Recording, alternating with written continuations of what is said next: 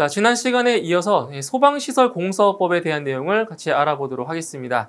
자, 이번 시간은 22번부터 보겠습니다.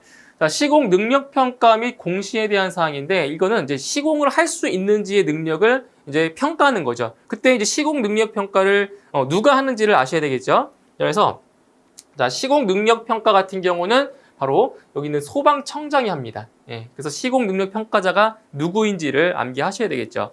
자, 소방청장은 관계인 또는 발주자가 적절한 공사업자를 선정할 수 있도록 하기 위하여 공사업자의 신청이 있으면 그 공사업자의 소방시설공사의 실적, 자본금 등에 따라 시공 능력을 평가하여 공시할 수 있다는 겁니다. 그래서 시공을 할 수 있는 능력을 평가한다는 거죠.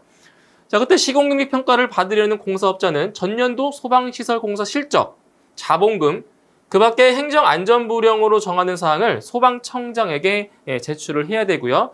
그리고 시공능력 평가 신청 절차, 평가 방법, 그리고 공시 방법 등에 필요한 사항은 이것처럼 행정안전부령으로 정한다라는 겁니다. 이 정도 알고 계시면 되겠고요.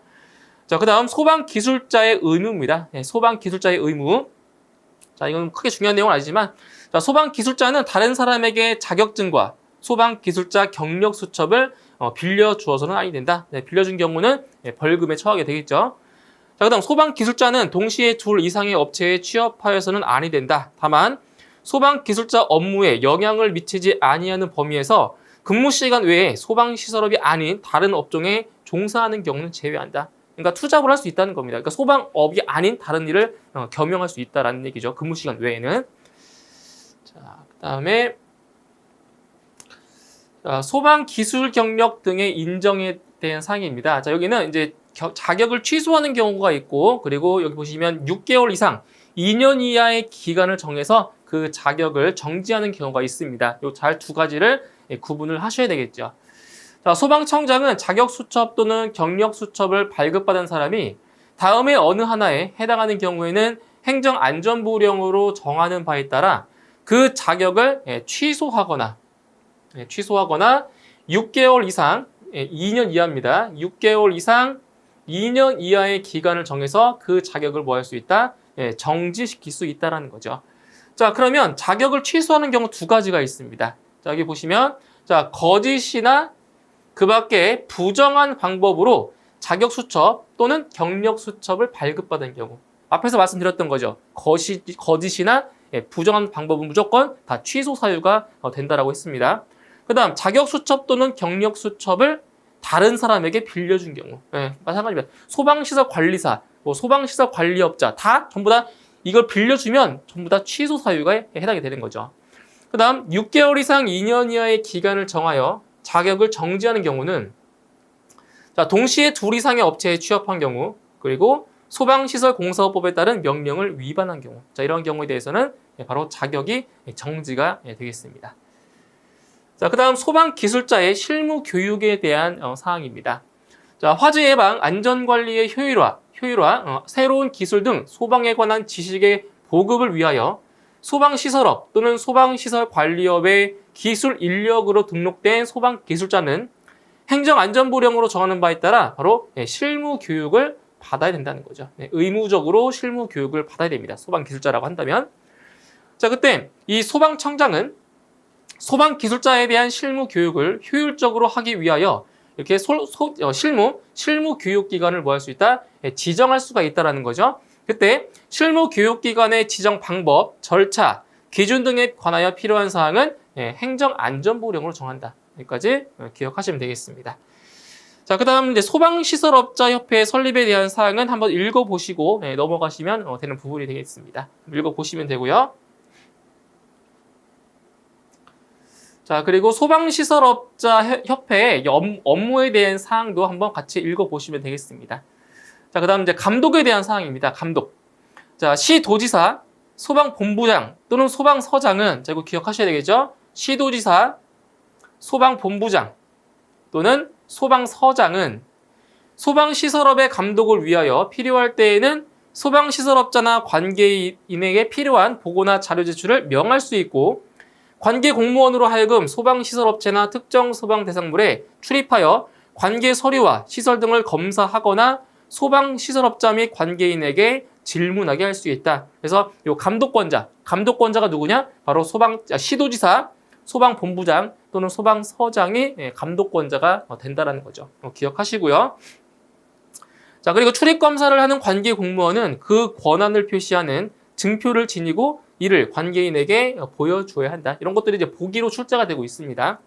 다음 출입검사 업무를 수행하는 관계 공무원은 관계인의 정당한 업무를 방해하거나 출입검사 업무를 수행하면서 알게 된 비밀을 다른 자에게 누설하여서는 아니 된다. 이러한 사항들이 있습니다. 자, 그 다음 청문회에 대한 사항입니다. 청문. 여기는 청문은 어떤 경우에 청문을 실시를 하냐. 자, 앞에서 설명드렸듯이 취소의 어떤 사항에 대해서 취소할 때 그때 청문을 실시한다고 했습니다. 그래서 여기 보시면 소방시설업 등록 취소 처분, 소방시설업 등록 취소 처분이나 영업 정지 처분 또는 소방기술 인정 자격의 취소 처분, 이런 식으로 취소를 할 때는 전부 다 청문을 한다고 보시면 되겠습니다. 그래서 청문을 실시해야 되는 경우 기억을 해 주시고요.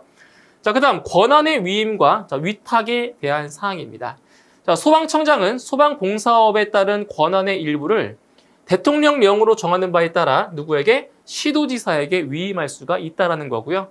그리고 이제 소방청장은 실무 교육에 관한 업무를 대통령령으로 정하는 바에 따라 어디에 위탁할 수가 있냐? 바로 실무교육기관 또는 한국소방안전원에 위탁할 수 있다는 겁니다. 그래서 소방청장이 실무교육에 관한 업무를 어디에 위탁할 수 있는지 알고 계셔야 되겠죠. 실무교육기관 또는 한국소방안전원에 위탁할 수가 있다는 겁니다. 자, 그리고 소방청장 또는 시도지사는 다음의 업무를, 여기 아래에 있는 업무 있죠? 다음의 업무를 대통령령으로 정하는 바에 따라 어디에 위탁할 수 있냐? 소방시설업자 협회에 위탁할 수가 있습니다. 자, 어떠한 사항들을 위탁할 수가 있는지 보실게요.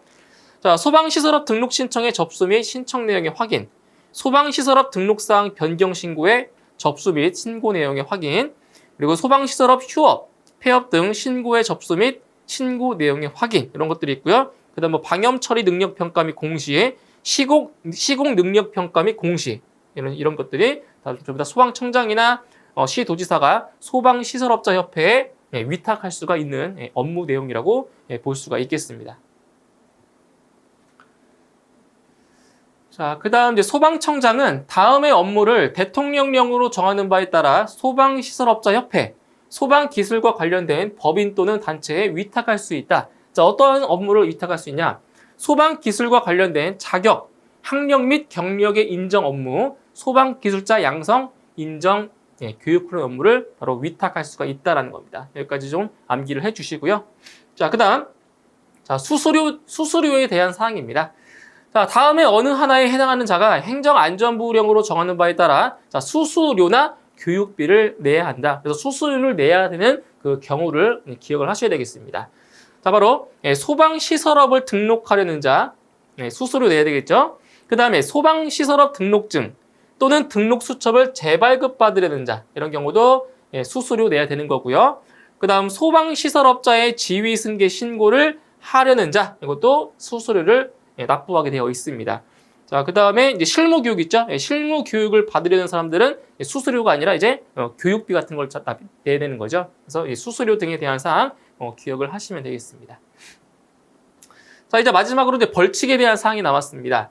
자, 일단 3년 이하의 징역 또는 3천만 원 이하의 벌금이 가장 과중한 벌금이라고 볼 수 있는데, 자, 보시면 소방시설업에 등록을 하지 아니하고 영업을 한 자, 이게 시험에 아주 자주 출제되고 있는 내용이에요. 그러니까 소방시설업을 등록하지 아니하고 영업을 한 자에 대해서는 3년 이하의 징역 또는 3천만 원 이하의 벌금에 처하게 되겠습니다.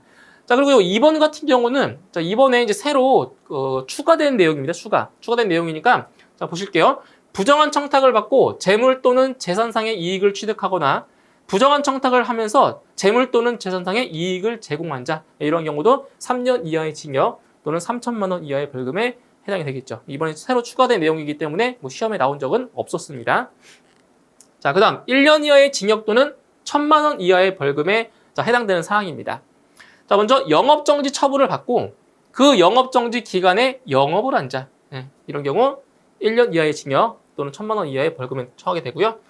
그 다음에 이제 감리 관련법을 위반하여 감리를 하거나 거짓으로 감리한 자. 이런 경우가 마찬가지고요. 자, 그 다음에 이제 이런 것도 있죠. 소방시설업자가 아닌 자에게 소방시설 공사 등을 도급한 자. 이런 경우도 같은 벌금에 처하게 되겠습니다. 나머지 내용들도 이제 계속 보시고요. 자, 내용이 좀 많죠. 자, 어디냐면 여기까지 있습니다. 자, 그러면 하도급 받은 소방시설 공사를 다시 하도급한 자. 이런 경우도 있습니다. 자, 그 다음 이제 300만 원 이하의 벌금에 해당되는 사항입니다. 300만 원 이하의 벌금. 자, 먼저 소방시설 공사 현장에 감리원을 배치하지 아니한 자. 300만 원 이하의 벌금에 해당이 되는 거고요. 그 다음에 감리업자의 보완 요구에 따르지 아니한 자. 이런 것도 시험에 나올 수가 있겠죠. 그리고 소방기술자의 자격수첩 또는 경력수첩을 빌려준 사람. 그 다음 동시에 2 이상의 업체에 취업한 사람. 이런 경우 전부 다 300만 원 이하의 벌금에 처하게 되겠습니다. 나머지 내용 다 읽어보시고요. 자, 그 다음 100만 원 이하의 벌금입니다. 자, 100만 원 이하의 벌금 같은 경우는 크게 중요한 내용은 아니지만 소방청장의 업무를 위탁받은 기관에서 보고 또는 자료 제출을 하지 않거나 거짓으로 한 자. 그리고 정당한 사유 없이 관계 공무원의 출입 또는 검사 조사를 거부, 방해 또는 기피한 자. 이러한 경우에 대해서는 100만 원 이하의 벌금에 처하게 되겠습니다. 자, 그 다음 자, 이제 과태료에 대한 내용입니다. 과태료.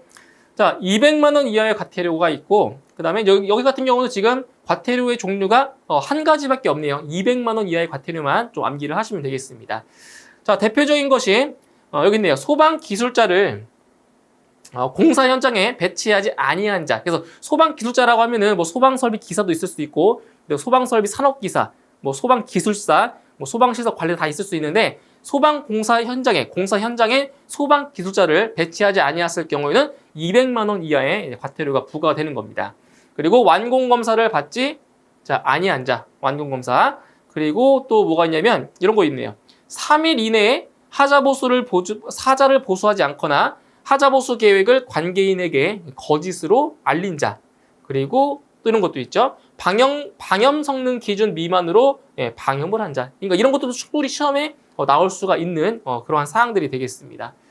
자, 그 다음에 하도급 등의 통지를 하지 아니한 자. 이런 것도 한번 보시고요. 그 다음 시공 능력 평가에 관한 서류를 거짓으로 제출한 자. 이것도 중요한 내용입니다. 그 다음에 이제 여기 있죠. 마지막으로 소방시설업의 감독을 위하여 필요한 명령을 위반하여 보고 또는 자료 제출을 하지 않거나 거짓으로 보고 또는 자료 제출을 한 자. 자, 여기까지 해서 200만 원 이하의 과태료가 부과되는 사항이 되겠습니다. 자, 여기까지 해서 이번 시간에는 소방시설공사업법 내용을 설명을 드렸고요. 다음 시간에는 소방시설공사업법 시행령에 대해서 다시 뵙도록 하겠습니다. 수고하셨습니다.